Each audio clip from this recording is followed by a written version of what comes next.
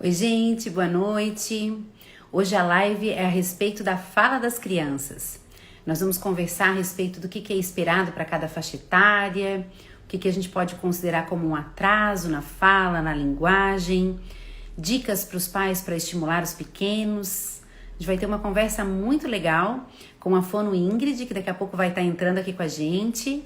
A gente vai conversar então a respeito da fala das crianças, né? O que é considerado um atraso, o que é esperado para cada faixa etária, dicas para estimular. A Ingrid já está aqui com a gente, já vou convidar ela para entrar ao vivo, então. Oi, Ingrid! Olá, boa noite. Que bom te ter aqui. Puxa vida, que surpresa gostosa que a internet me trouxe, que foi conhecer você. Depois vou contar um pouquinho como é que eu te conheci.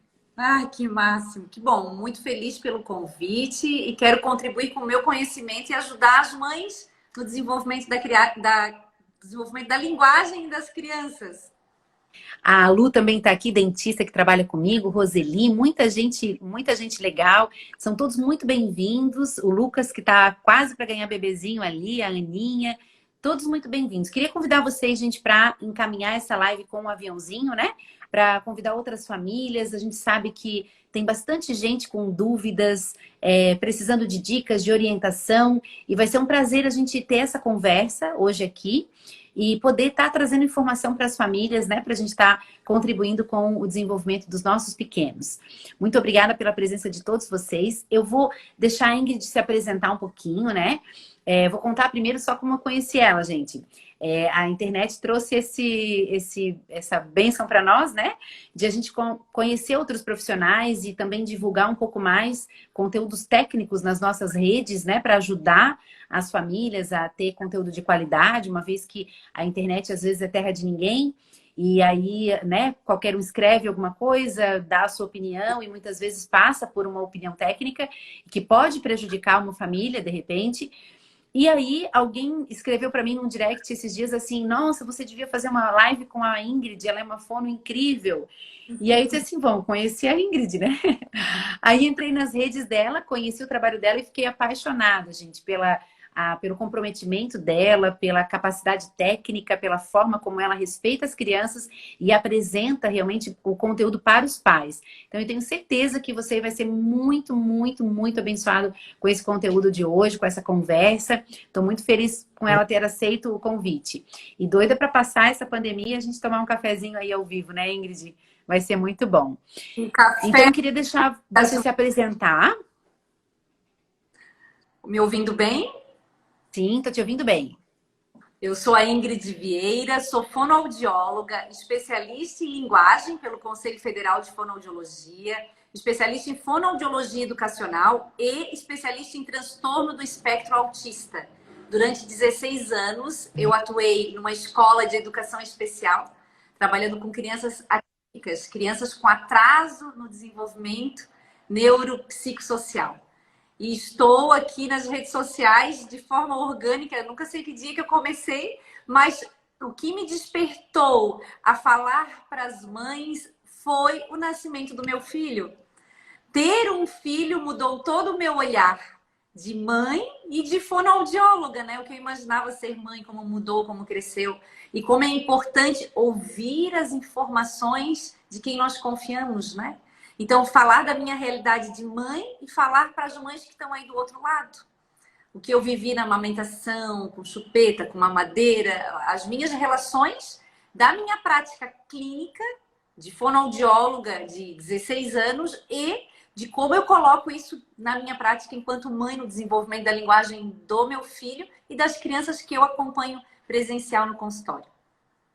Que legal, Ingrid. Hoje eu ainda respondi uma caixinha do Jonathan, pai de um paciente e um amigão, e ele escreveu assim, o filho dele fez um aninho ontem, e ele escreveu assim: o que que para você é ser pai ou mãe, né?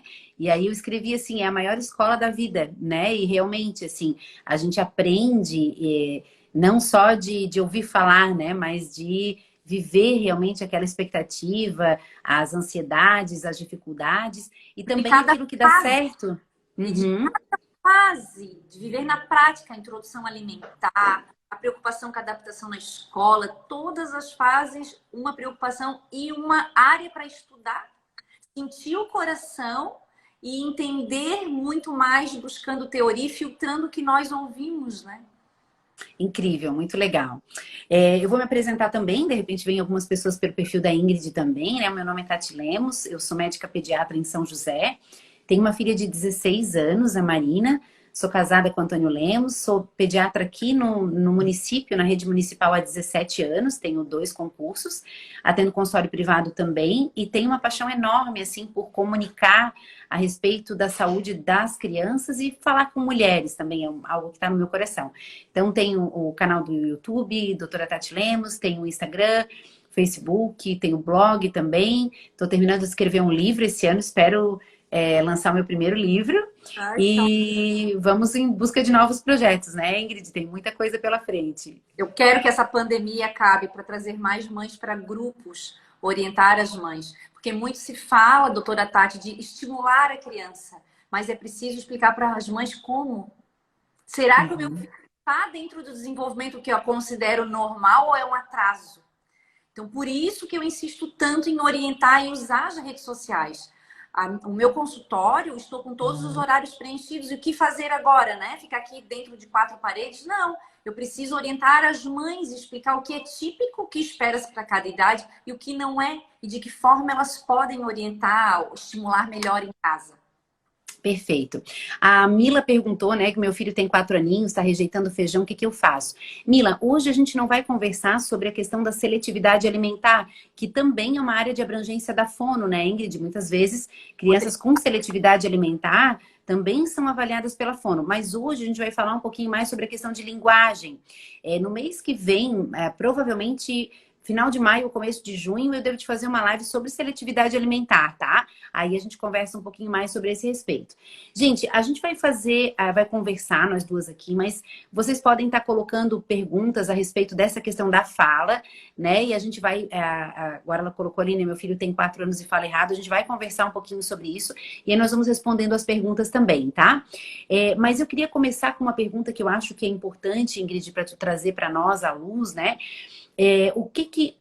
Como se dá a fala, né? A fala simplesmente é uma palavra, sair a palavra da boca do meu filho, para ele falar, ele só precisa escutar, ou ele tem língua, por que ele não fala? Porque ele é preguiçoso. O que envolve a fala, né? Tanta coisa no cérebro da gente, né? Até a gente falar.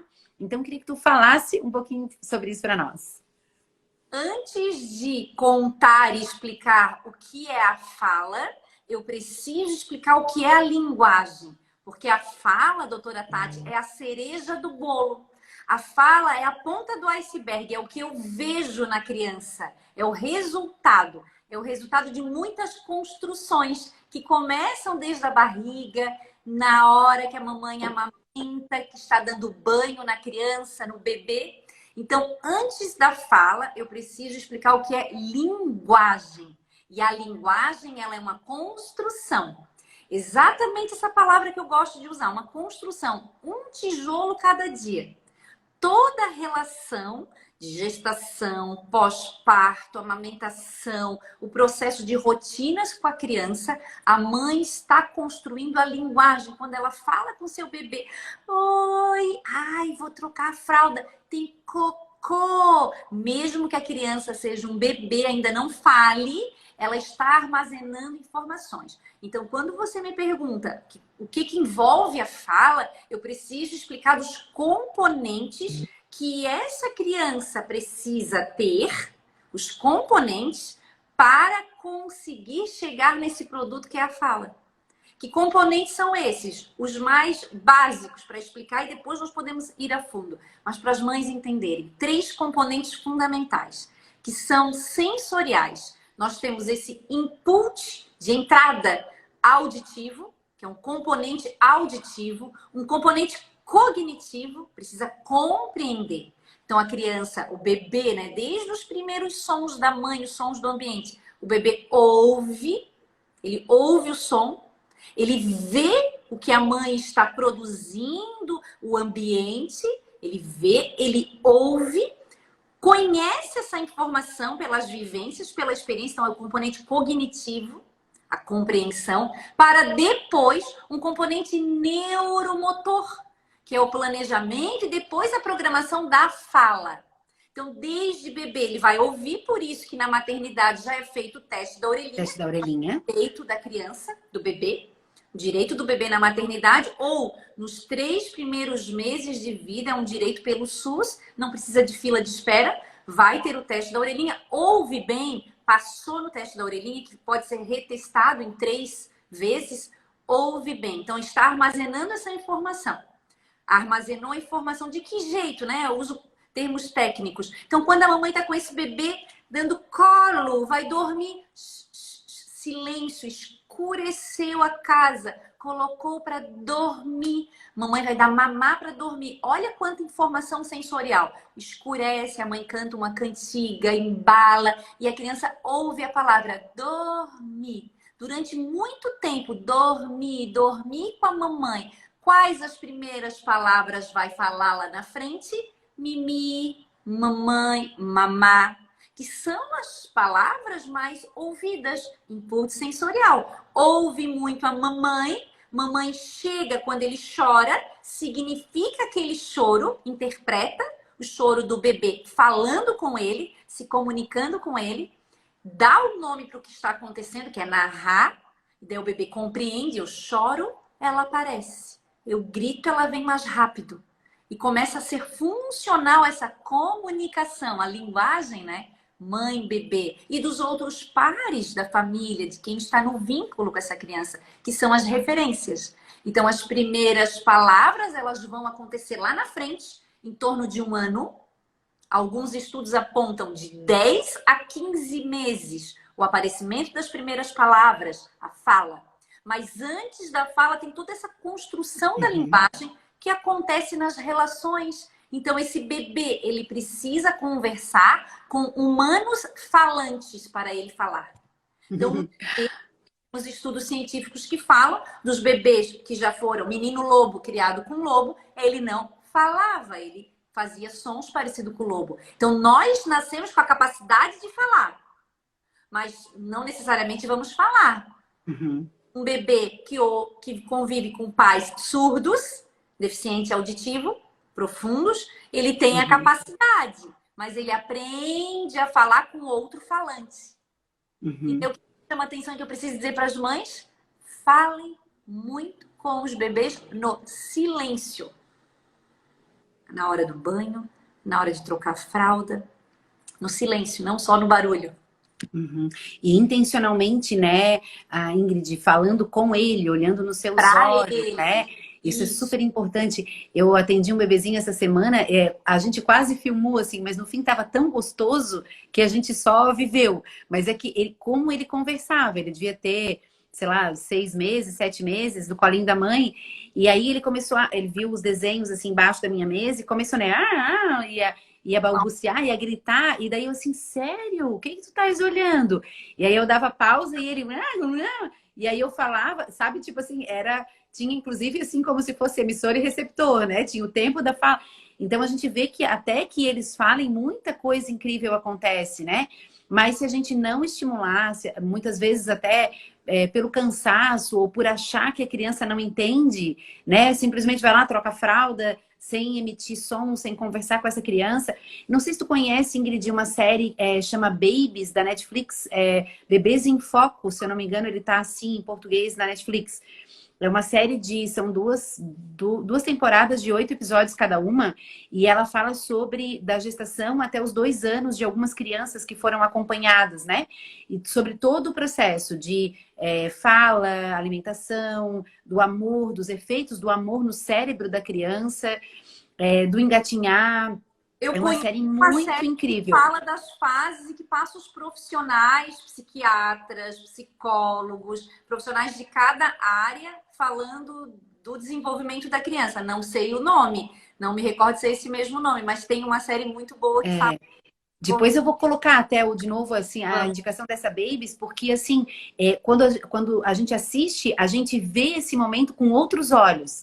Né? Até porque mostra estudos mesmo, mostrando, por exemplo, como isso funciona no cérebro da criança quando a mãe fala com ela, com a entonação diferente, olhando para ela, e quando a mãe só fala, daí mostra a diferença de estímulo, né, no cérebro da criança, bem interessante, assim, depois eu vou colocar ali também. Então, quanta coisa acontece antes da criança falar, né? o contato visual mãe-bebê durante a amamentação, durante a hora do banho, nesses momentos de silêncio, são fundamentais para a construção da linguagem, esse componente cognitivo, para depois ser base para essa fala, que é motor, que é movimento da boca. Então, quando a família fica no consultório, ela está olhando para a fala, para o que aparece, que é a ponta do iceberg, mas nós temos muito que olhar antes, os pré-requisitos para a fala, que é o apontar com 11 meses, o comando verbal. Essa criança compreende o comando verbal, pega a bola, guardar o brinquedo. Todos esses aspectos de compreensão, que é o componente cognitivo, que depende do componente auditivo, são estimulados e construídos antes de um ano.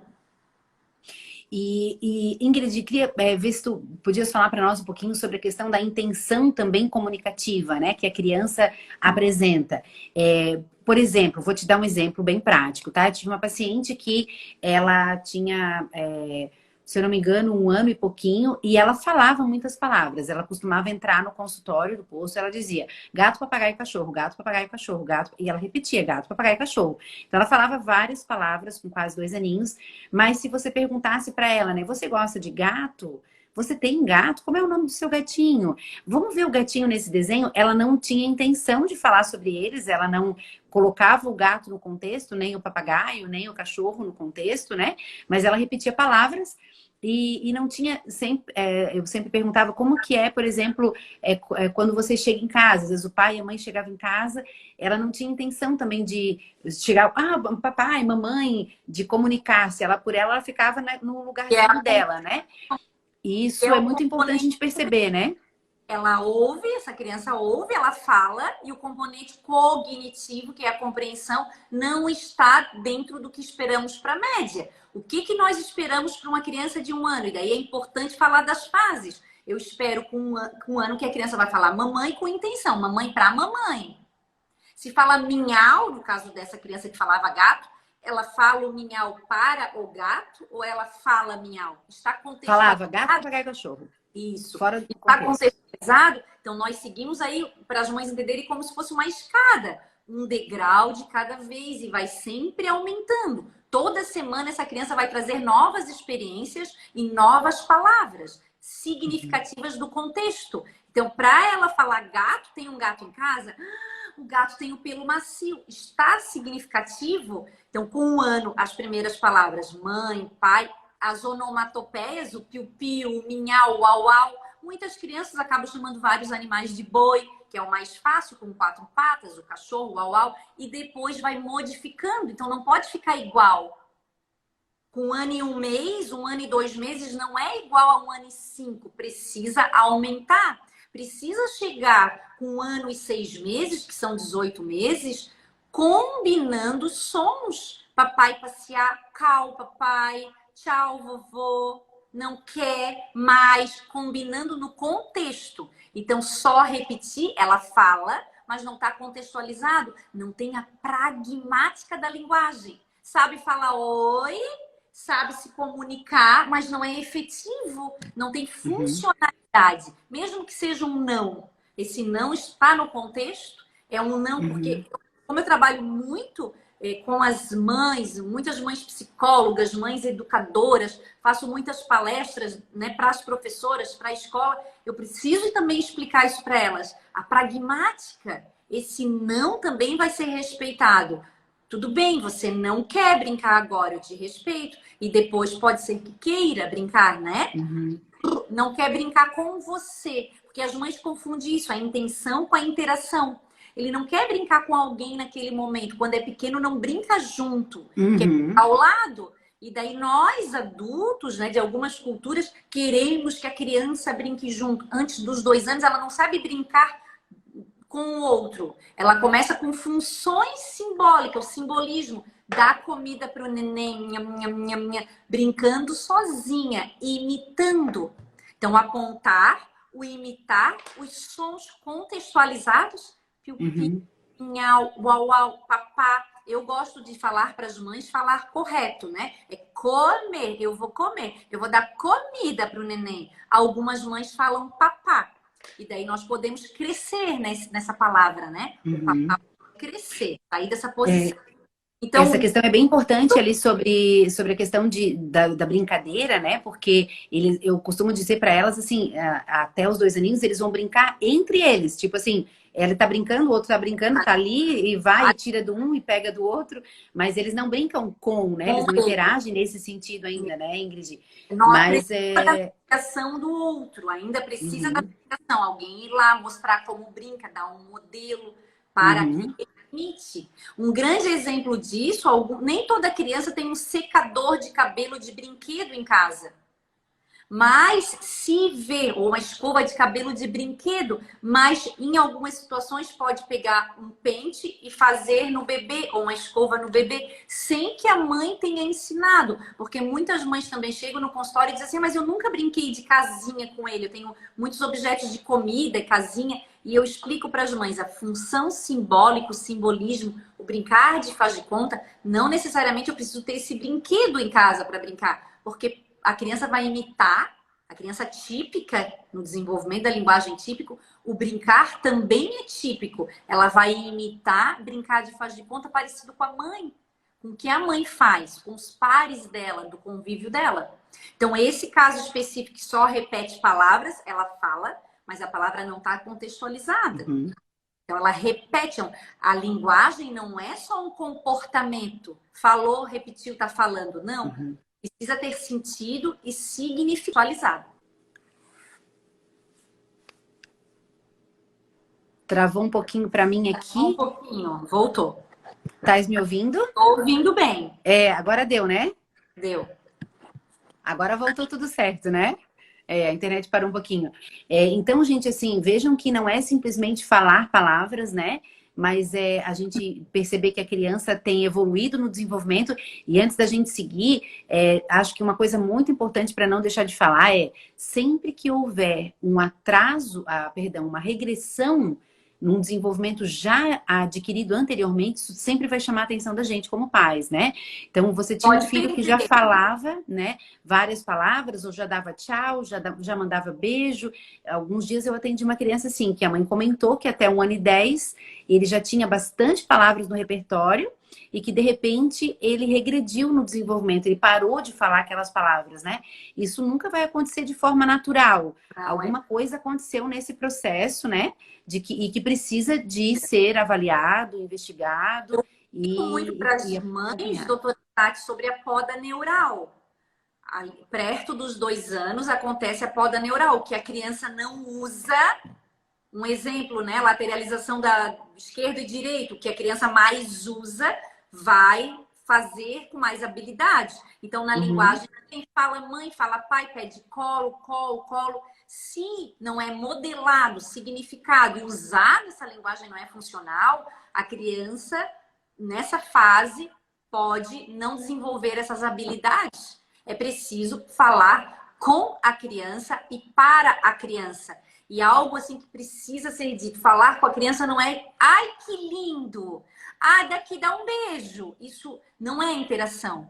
É se interessar pelo que a criança faz. É mostrar o piu-piu, colocou o ovo no galinheiro, piu-piu, a galinha. É interagir com o contexto na hora da alimentação, na hora do banho. Não é para que a gente deixe claro, né, para as mães o que é a linguagem, o que se espera dessa linguagem, como que eu estimulo essa linguagem. Esse bebê que fala beleza. uau, eu preciso continuar. O cachorro faz uau. Ah, que cachorro que late grosso, uau, uau. Ai, é um filhote, cachorro late. Eu preciso contextualizar. Falou uau, uau, continua. Esse andar, ele já conquistou. Agora falou uau, uau, eu falo o cachorro dormiu. O cachorro é grande. Falou leão, leão, eu. Falou leão, tá, e daí agora? Tô falando leão. Antes fazia a onomatopeia. Agora falou leão, o que eu faço? O leão tem juba. O leão é o rei.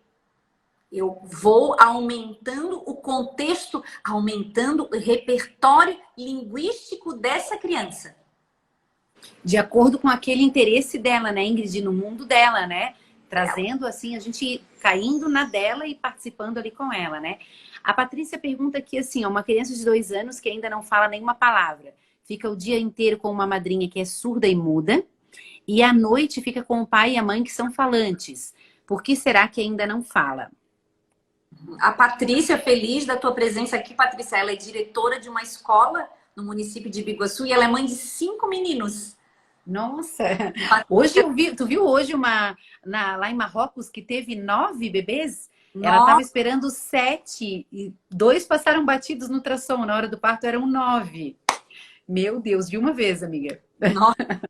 Haja rede de apoio, né? Haja rede de apoio. Haja rede de apoio materno para tudo isso. Então, a criança convive com a mãe, com o pai, interage com esses falantes pouco tempo, só à noite. A grande referência dessa criança é essa cuidadora que apresenta uma perda auditiva. Existem pessoas com perda auditiva que oralizam, que falam. Nós precisamos daí verificar com a família se essa madrinha surda, se ela também não fala, né? A Patrícia escreveu muda também. Então, importante para esse sujeito em construção, que é uma criança de 2 anos, que a grande referência seja a mãe, seja a cuidadora, que tenha a linguagem verbal, que seja falante. E daí, nesse caso, é melhor a escola. Precisa ter uma interação e que o cuidador referência fale correto. Narre o que está acontecendo. Que pode ser uma excelente cuidadora, ter afeto, ter amor, mas nesse caso a criança não fala e o cuidador não fala, ela vai se construir na grande referência dela, que é a cuidadora.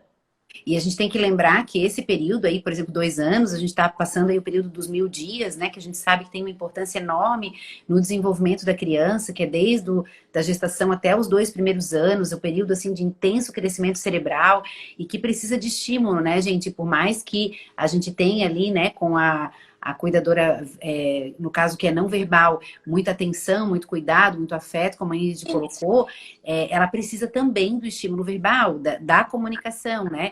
E se talvez você estivesse dizendo para nós assim, que apesar disso tudo a criança fala bem, talvez isso não estivesse impactando tanto. Mas se ela não fala com 2 anos, a gente tem que perceber que isso está gerando um impacto negativo e que a gente deveria intervir de alguma forma, né, Ingrid? E como que é a comunicação também? O que essa criança produz de sons? Porque todas as crianças com 6 meses a 7 meses vão balbuciar. E balbuciando, até as crianças surdas balbuciam. Balbuciando, esses sons ganharão sentido e significado pelo outro. A mãe, a cuidadora, vai falar para a criança. Mamãe, colo, quer mamar, mais. O balbucio vai ganhar sentido e significado. Então, essa criança que balbuciou, que falou os primeiros sons naturais, ela não é reforçada a falar de novo. Como é que é a comunicação delas quando ela aponta? O que é feito, né? Os sons que ela produz, como é que ouve essa cuidadora com perda auditiva, como que ela ouve? Porque tem perda auditiva que usa aparelho de amplificação sonora, que pode ouvir e significar a fala. Então, é um caso específico. Patrícia, me coloca à tua disposição para orientar, para indicar mais materiais e orientar a família, né? A Adriane até está colocando justamente isso que tu colocou, né? Os bebês entendem muito. Eu tenho uma bebezinha de 7 meses, muito faladora, balbucia muito, tanto que quando eu falo com ela mais sério ou então mais forte, ela já faz choro, achando que está brigando, porque eles já entendem, né, Ingrid, mesmo pequenininhos, o sentido dessa nossa expressão, né? Então, a prosódia da fala. Eu sempre digo às mães, não fala errado, fala com prosódia. Ai, fez xixi. Ai, cocô. Pum. Tem chulé. Chulé. Não precisa falar chulezinho. Ai, o chulezinho. Ai, a barriguinha. Ai, o narizinho. Não fala no diminutivo. Fala com amor, com prosódia, sem falar errado. Então, esse bebê vai significando esses sons e aumentando a interação. Então, é muito importante falar para as mães dessa interação. A grande referência desse bebê é a cuidadora principal, a referência que, na maioria dos casos, é a mãe. Beleza. Antes de eu partir para as perguntinhas das side ali, Eu acho que a gente podia só, talvez, pontuar, Ingrid, mais ou menos, o que que era esperado. Então, antes da gente seguir, o tempo está correndo muito, gente. Já foi meia hora da nossa live, tem tanta coisa que eu queria conversar ainda. Mas eu acho que é uma coisa importante tentar pontuar, Ingrid, mais ou menos. É claro que tem uma verdade, primeiro, né? Aquela ideia assim, ó, toda criança tem o seu tempo, né? Tem 3 anos, não fala, é o tempo dele. A gente não pode cair nessa cilada, né? Que a criança pode ter o seu tempo dentro daquilo que é esperado para a sua faixa etária, né? Respeito é diferente de tempo. Explico muito isso. As crianças têm que ser respeitadas. Por exemplo, está com sono, está coçando o olho, está irritado, não é o momento de desenvolver linguagem. Está com fome, então alimenta antes de vir a fome. Respeito é diferente de ter o tempo. A criança hoje não está falando bem porque hoje está com sono, hoje começou a adaptação escolar. Mas amanhã ou depois, adaptado, precisa demonstrar essa linguagem. Essa linguagem compreensiva e expressiva precisa crescer todos os dias um degrau. Por semana, palavras devem surgir. Então, o que a gente espera com um ano? O que é típico? E eu sempre explico, doutora Tati, está lá na tabela do desenvolvimento da linguagem, que está disponível para as mães. A média é nota 7. Eu não estou falando do que é maravilhoso, é a média, que é os estudos científicos apontam com o que se espera para aquela idade. Tento não fazer uma linguagem pensando em patologia, né?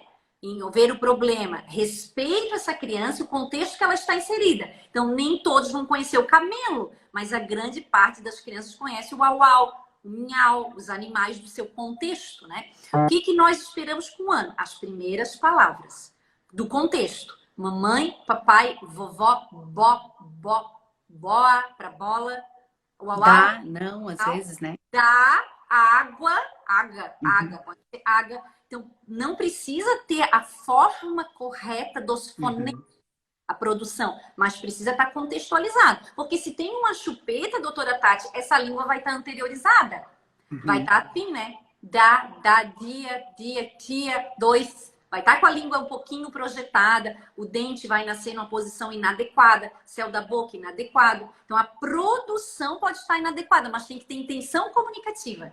Tem que ter o apontar a intenção comunicativa de querer trocar com o outro. Com 1 ano e meio, essas onomatopeias começam a dar sentido e significado, a ter forma de palavra. Com 1 ano e meio, que são 18 meses, até 2 anos. Então, aí eu tenho uma média de 6 meses, né? Na média, nota 7, vamos pensar assim. Tem criança que está acima da média. Tem criança que está abaixo da média. E quando eu falo de média, aproximadamente, eu já estou dando o respeito aí de cada criança tem o seu tempo. A média é a questão é o mais comum, né? Aquilo que a gente mais vai esperar. Eu sempre uso essa expressão também. A média é o mais comum. Não quer dizer que todo mundo vai estar aqui, né? Para 2 anos, eu espero que, na média, que seria nota 7, 2 anos, que as crianças falem 300 palavras com 2 anos. Então, cada criança vai começar a combinar o que é do seu contexto. Eu publiquei aqui nas redes sociais um vídeo do meu filho com 1 ano e 7 meses produzindo suas primeiras frases. Já produziu o seu nome, então se via como sujeito falando Benício. E o Benício, cuidado, rindo, porque ele sabia que subir numa poltrona poderia cair. Né? Cuidado, Benício, repetindo a fala do outro.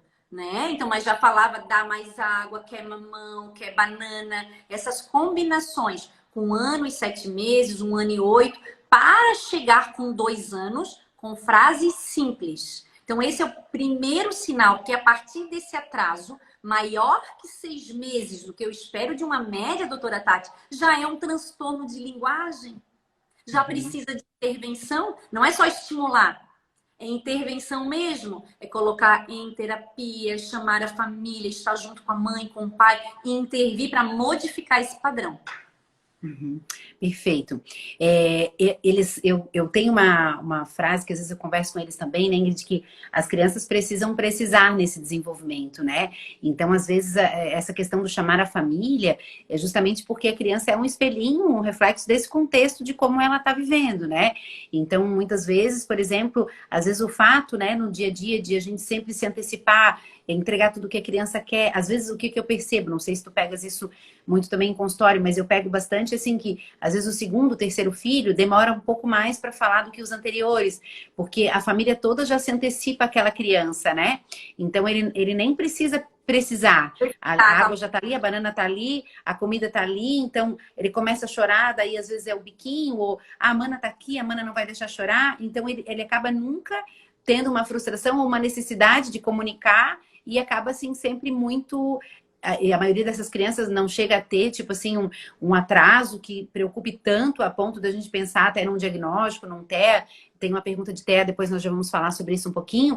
Mas a gente percebe que a linguagem está muito aquém do que a gente esperava justamente para aquela faixa etária. Então, a família toda participando é sempre indispensável desse processo, né, Ingrid? Eu gosto muito do exemplo que eu uso as frutinhas aqui na hora da devolutiva, da avaliação. E na devolutiva, a minha avaliação é em 4 encontros, justamente para o último dia da devolutiva. A criança não vai vir e vai vir o pai e a mãe. Os cuidadores principais vêm na devolutiva. Por quê? Ah, ele não fala, mas eu sei que ele sabe. Os pais usam muito essa fala. Bastante. O pai, a figura homem, né? Não, tá tudo bem. Ele sabe tudo. Eu peço para pegar o livro, ele sabe. Um exemplo muito, muito significativo, aparece muito dessa forma. A mãe percebe que tem um erro e o pai diz, não precisa, imagina, pagar fono, né? Besteira. Então, eu sempre dou o exemplo assim da maçã, da laranja, da fruta. Ele aponta, ele diz que quer, mas não fala, né? Ah, laranja! Então, ele não fala laranja, mas ele sabe que ele quer laranja, a criança. Ah, laranja! Laranja. E daí eu dou a laranja, né? Porque a fono orientou que não posso dar de primeiro. Eu tenho que falar laranja, dou, depois eu dou a laranja. A fono orienta isso, né? Não dá de primeiro e fala, não dá pronto. Olha o tempo que eu passei para dar a laranja. Se ele não fala nada, e esse atraso é simples, só é um tempo que a criança precisa de estímulo adequado, olha o tempo que eu perco, doutora Tati, de dizer que a laranja é ácida, que essa laranja precisa descascar. A laranja está madura. Eu perco ali com 1 ano e meio, 2, quando ele não está falando ou em processo de aprendizagem da fala, eu perco de dar mais significado para o que é uma laranja. Ah, eu gosto de laranja. Eu, para não ser o neném gosta, dá para o João quer. Né? A linguagem infantilizada. Então, eu perco de dizer para a criança de aumentar esse repertório linguístico. Mesmo que seja um atraso simples, se eu não oriento essa mãe, não oriento esse pai para falar de forma adequada, com tempo de qualidade, sem distratores, sem barulho. Porque as pessoas falam muito mal da pandemia, né? Ai, a pandemia isolou. Gente, a pandemia foi um grande laboratório para pai e mãe ser presente com seu filho. Oportunidade, né? Oportunidade. A estimular adequadamente, né? Então, ele apontou. Fala a Anja, eu dei a laranja. Então, eu ainda estou modelando laranja. E ele não produz esses sons adequadamente. Eu perdi a oportunidade, porque a criança já saiu, né, com a laranja. Ou já desistiu. Eu perco a oportunidade de dizer que a laranja é ácida, que eu vou dividir a laranja, que eu vou cortar, eu vou descascar. Olha quantas palavras aprende-se nos 3 primeiros anos de vida. Uhum. É muita informação. Não, é muita. E é incrível, né? Se a gente olha isso com esses olhos, né? Com esse olhar, como assim como a introdução alimentar, a gente consegue perceber que é um momento muito especial da vida de um filho. A introdução alimentar, o início da linguagem, o desenvolvimento do andar. São coisas tão extraordinárias que às vezes a gente acaba trazendo isso para o ordinário, né? Tipo assim, é só falar laranja. Não, é tanta coisa acontecendo ali.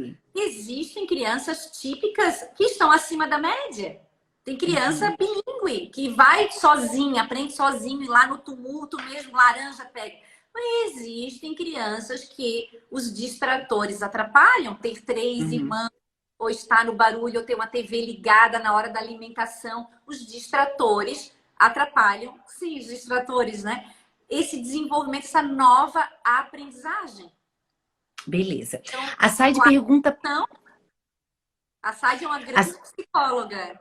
Ah, é? Ela pergunta assim, ó, quais os sinais mais evidentes do espectro autista em crianças de 2 anos, já que a interação com o outro ainda está em construção?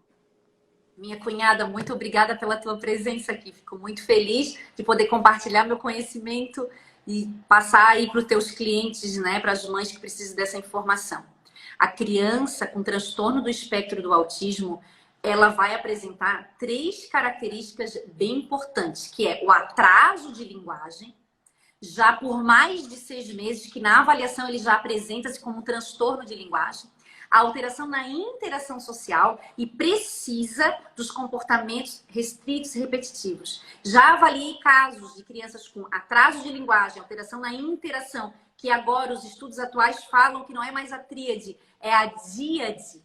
É a díade. A alteração de linguagem, ela está concomitante com a interação. Mas os comportamentos precisam estar restritos e repetitivos. Às vezes, não uma estereotipia ou uma ecolalia, uma repetição. Um brincar repetido pode já ser considerado uma característica de transtorno do espectro autista. Uhum. Essa criança da que eu comentei...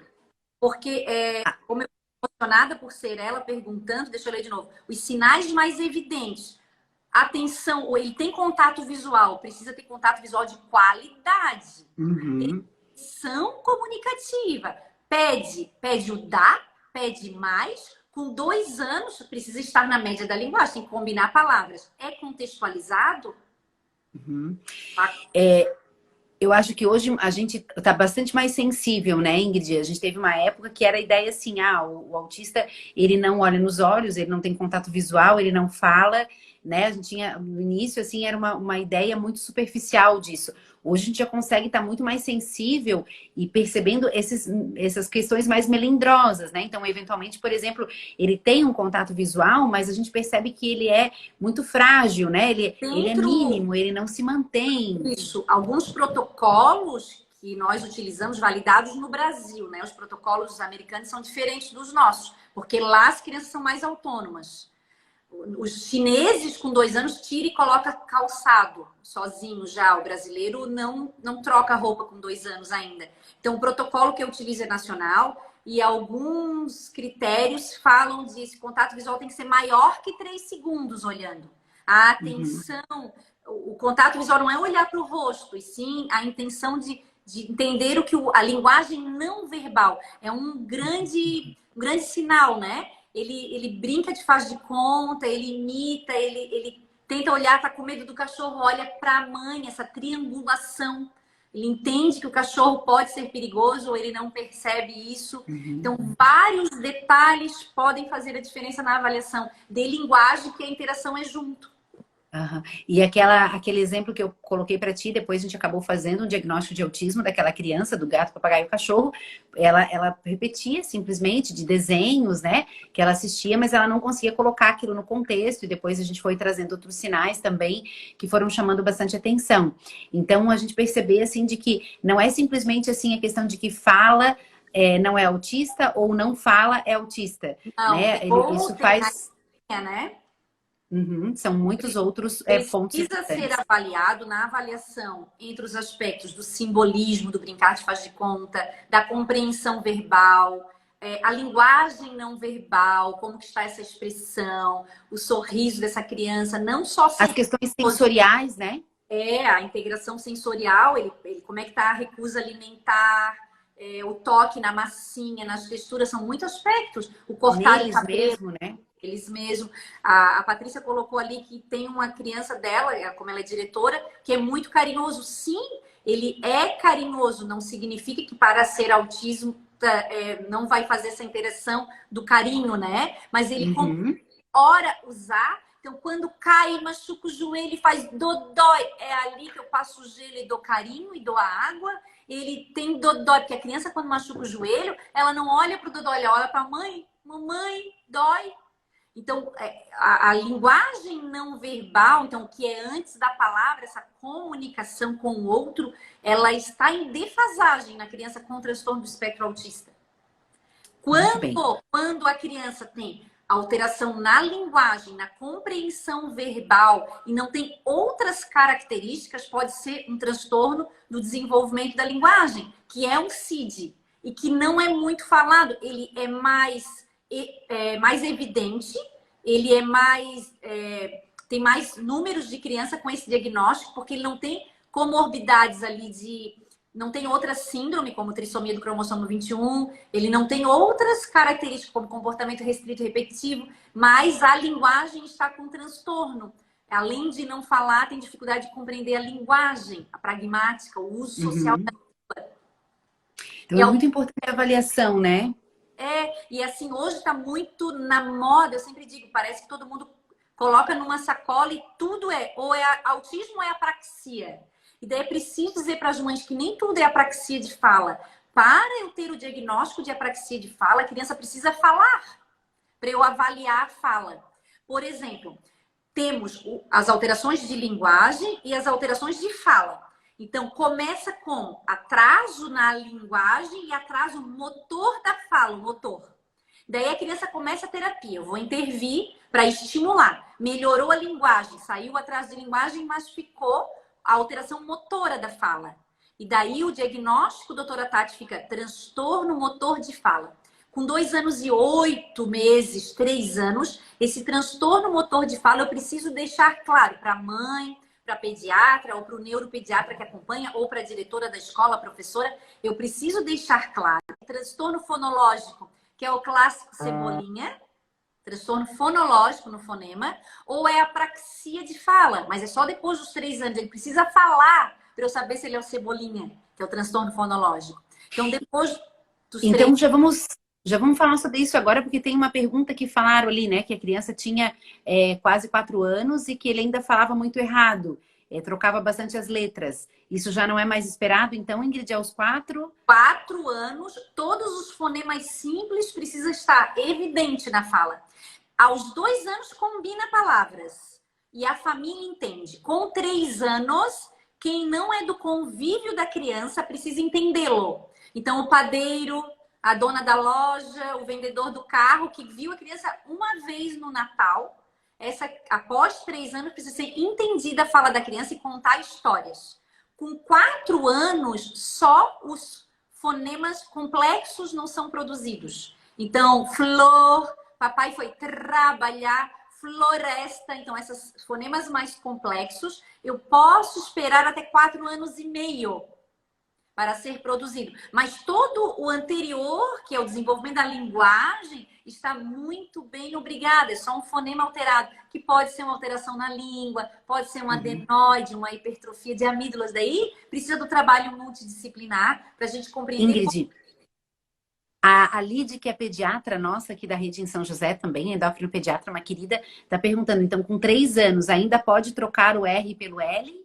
Ainda seria esperado aos 3? Com 3 anos, o L ele produz, que é um fonema líquido, né? Lua, leão, com 3 anos ele produz. Com 3 anos e meio, ele começa o processo de fazer o R sozinho do areia, arara. O rato, o rei, esse R já produziu também. Então, com 3 anos e meio, esse fonema líquido, o lua, a areia começa a se transformar. Então, a criança vai de alala para arara, com 3 anos e meio. Para chegar com 4 produzindo o r. E 4 anos e meio encontro consonantal, porque é um processo. Então, doutora Lidiane, com 3 anos, o fonema líquido L precisa estar ok. Porque todos os simples vão estar ok. Nós podemos dar para ela a tabela do desenvolvimento da linguagem, que pode deixar na mesa do pediatra para mostrar para a mãe. Ó, mãe, essa fase aqui que ele está... depois tu me passa isso que eu passo para o nosso grupo de pediatras aqui de São José. A gente tem um grupo bem top. E até, gente...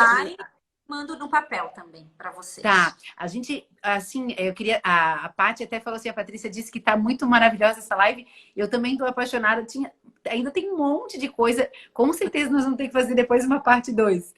Porque a gente já tá com quase 1 hora. Mas eu queria colocar essa questão, assim, do teu e-book.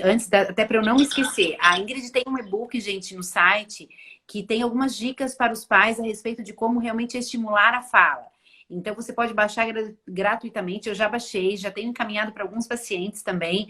Porque, às vezes, assim, a gente lê algumas coisas e percebe que pode fazer algumas coisas de uma forma diferente. Já estava fazendo com uma boa intenção, mas chega lá e descobre que pode ser diferente. Orientação fundamental. A Patrícia, que é diretora, tem outras professoras aqui também. Tem a Aninha, que é psicóloga e educadora. Sim, a Ana é uma querida.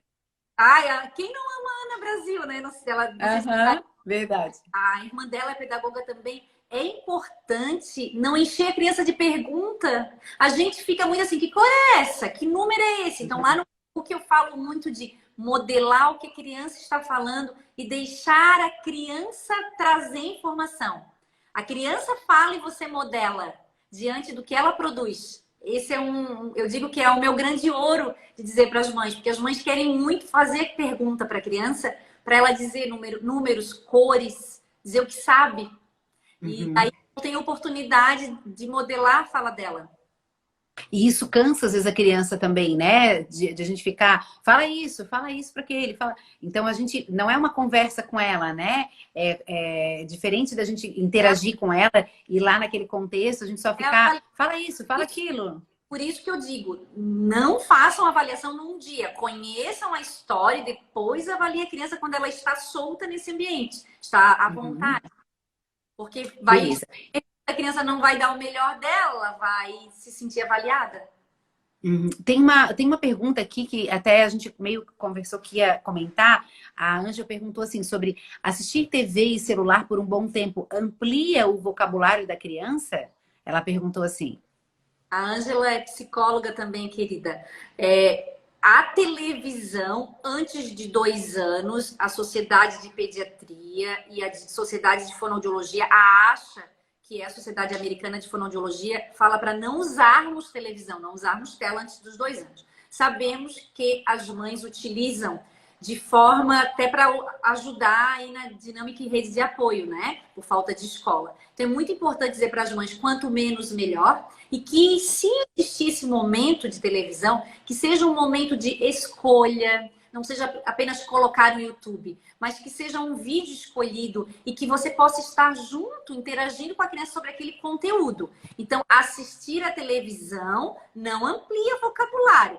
Porém, né, sozinho não, até a criança perde a oportunidade de viver o Uhum. conteúdo. Ver uma cenoura na tela não é igual cortar a cenoura, ralar, dar a cenoura para o coelho comer de verdade, sentir o pelo do coelho, o coelho tem unha. Então, as aprendizagens sensoriais, a televisão, a tela não dá para a criança. Porém, se a família, junto com a criança, escolhe um vídeo preferido nas crianças maiores e assiste junto, conversa sobre, come uma pipoca na hora do filme, eu não vejo como um grande problema, Uhum. sim como uma estratégia também de aprendizagem, de Sim. troca, de interação, de vínculo, né? De vínculo. Eu tenho meu momento com meu filho de comer pipoca e assistir o vídeo, um meu e um Aham. dele. E a gente hoje, até com essa questão das telas, né, Ingrid? Hoje a gente fala muito assim: o que que eu estou deslocando quando eu estou na frente das telas? Isso é uma pergunta muito importante. Então, por exemplo, se eu faço o que tu colocou, eu vou assistir um vídeo para ver com meu filho, para interagir, para falar sobre, eu, na verdade, não estou deslocando tempo de interação, de qualidade com ele. Na verdade, eu estou criando um tempo de qualidade assistindo um vídeo, por exemplo.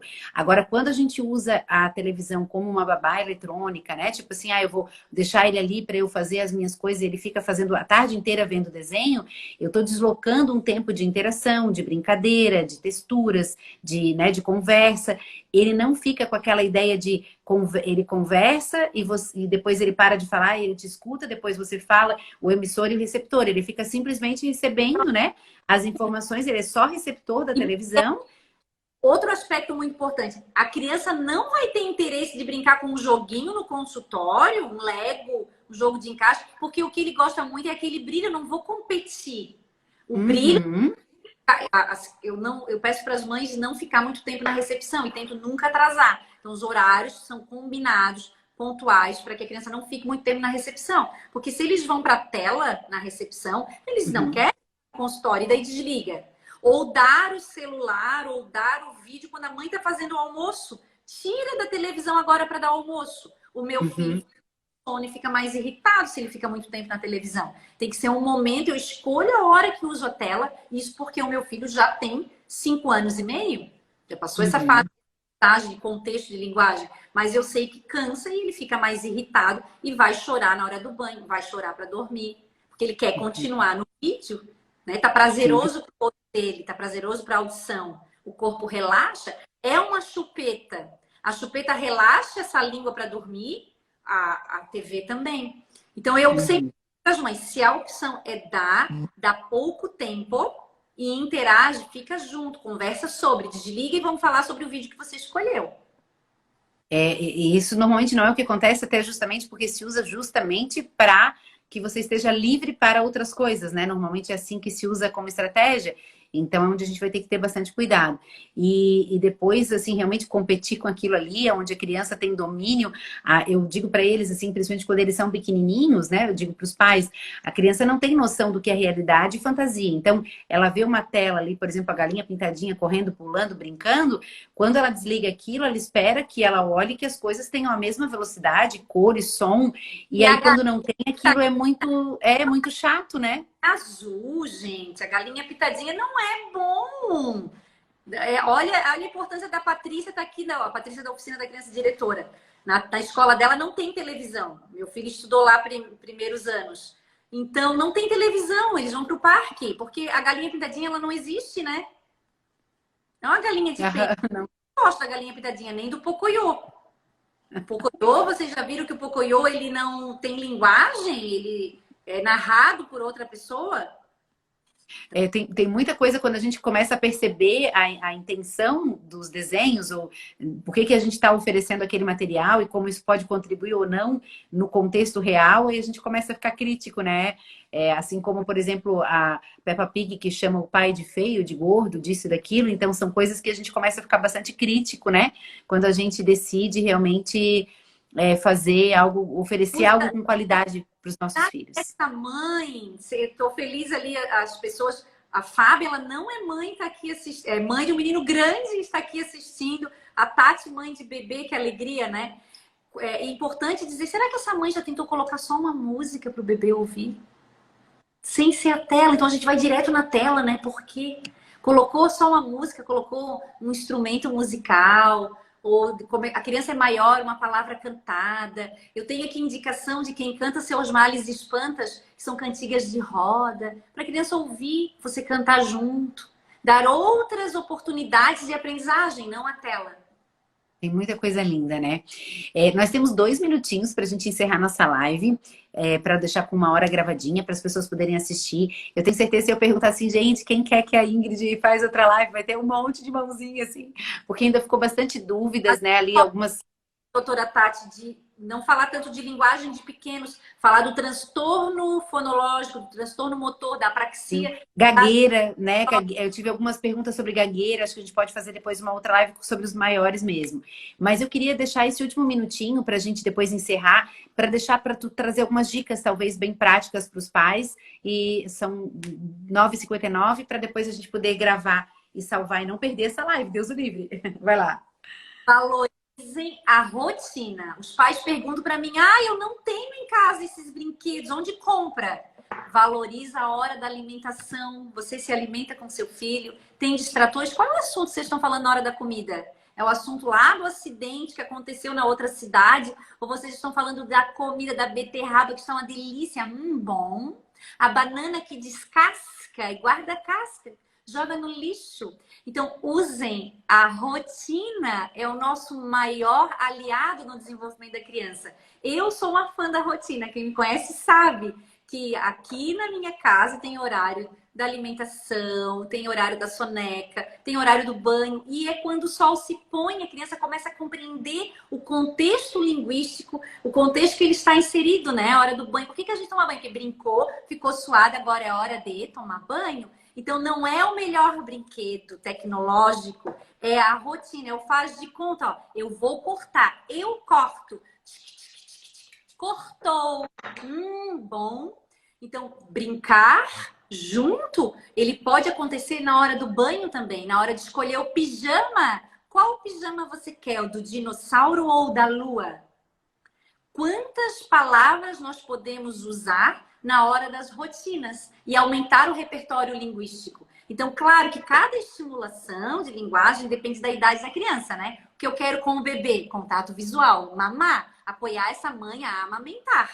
Não conseguiu? De que forma posso usar essa mamadeira como aliado? Ou a chupeta? De que forma tirar essa chupeta? Usar só para dormir?